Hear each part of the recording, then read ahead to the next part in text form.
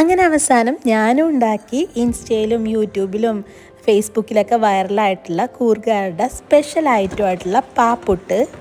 ഈ ഒരു ഐറ്റം ഉണ്ടാക്കി കഴിഞ്ഞപ്പോഴാണ് ഞാൻ ഓർത്തത്, ഇത്രയും സിമ്പിളും ടേസ്റ്റുള്ള ഐറ്റമാണോ, ഞാനിതെന്താ ഇത്രയും ലേറ്റായിട്ട് ഉണ്ടാക്കിയതെന്ന് തോന്നിപ്പോയി. ബ്രേക്ക്ഫാസ്റ്റ് ഉണ്ടാക്കാൻ മടിയുള്ള കൂട്ടത്തിലാണെങ്കിൽ ഒന്നും നോക്കണ്ട, നാളെ തന്നെ ഇത് ഉണ്ടാക്കിക്കോ. അത്രയും സിമ്പിളും ടേസ്റ്റും ആയിട്ടുള്ള ഒരു ഐറ്റമാണിത്. പാപ്പുട്ട് റെഡിയാക്കാൻ 1 കപ്പ് പുട്ടുപൊടിയാണ് എടുത്തിട്ടുള്ളത്. ഇതിലേക്ക് 1.5 ടീസ്പൂൺ പഞ്ചസാരയും ആവശ്യത്തിന് ഉപ്പും ചേർത്ത് ഒന്ന് മിക്സ് ചെയ്ത് കൊടുക്കുന്നുണ്ട്.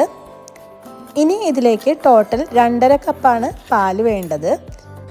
ആദ്യം നമുക്ക് 1.5 കപ്പ് പാലൊഴിച്ച് കൊടുക്കാം. എന്നിട്ടിത് നല്ലതുപോലെ ഒന്ന് മിക്സ് ചെയ്തതിന് ശേഷം മൂടി വെച്ചൊന്ന് റെസ്റ്റ് ചെയ്യാം. ഒരു 10-15 മിനിറ്റ് ഒന്ന് റെസ്റ്റ് ചെയ്യാൻ വെക്കാം. ഇനി ഒരു 15 മിനിറ്റ് റെസ്റ്റ് ചെയ്തതിന് ശേഷം നമുക്കിതിലേക്ക് കുറച്ചുകൂടി പാൽ ഒഴിച്ചു കൊടുക്കണം. 1 കപ്പ് കൂടി പാൽ ഇതിലേക്ക് ഒഴിച്ചു കൊടുക്കണം. അതിനു മുമ്പ് ഇതിലേക്ക് ഒരു 3/4 കപ്പ് തേങ്ങയും ഒരു 1/2 കപ്പ് ക്യാരറ്റും ചേർത്ത് കൊടുക്കുന്നുണ്ട്. ക്യാരറ്റ് ഇതിൽ ചേർത്ത് കൊടുത്തില്ലെങ്കിൽ കുഴപ്പമില്ല കേട്ടോ. ഞാനൊരു കളർഫുള്ളാകാൻ വേണ്ടി ഒരു 1/2 കപ്പ് ക്യാരറ്റ് ഗ്രേറ്റ് ചെയ്തതും കൂടി ചേർത്ത് കൊടുക്കുന്നുണ്ട്. ഇനി അത് നല്ലതുപോലെ ഒന്ന് മിക്സ് ചെയ്തതിന് ശേഷം 1 കപ്പ് പാലും കൂടി ചേർത്ത് കൊടുക്കുന്നുണ്ട്.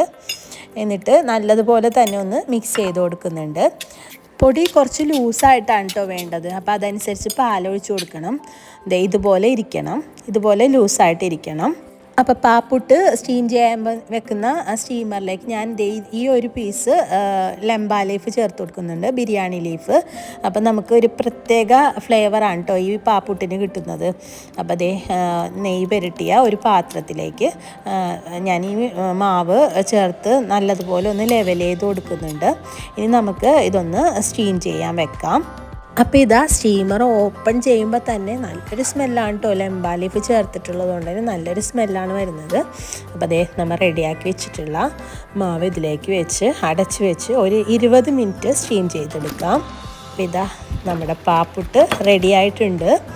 ഭയങ്കര സിമ്പിളാണ്, അതുപോലെ തന്നെ നല്ല ടേസ്റ്റുള്ള ഒരു ഐറ്റമാണ്. ഞാനിത് നല്ല ബീഫ് വരട്ടിയതിൻ്റെ കൂടെയാണ് കേട്ടോ കഴിക്കുന്നത്. നല്ല ടേസ്റ്റാണ്. നമ്മൾ പുട്ട് റെഡിയാക്കണമെങ്കിലും കുറച്ച് സമയം നമ്മൾ അതിന് വേണ്ടി നിൽക്കണ്ടല്ലോ. ഇത് എല്ലാം സിമ്പിളാണ്, എല്ലാം കൂടി മിക്സ് ചെയ്ത് ഒന്ന് സ്റ്റീം ചെയ്ത് എടുത്താൽ മതി.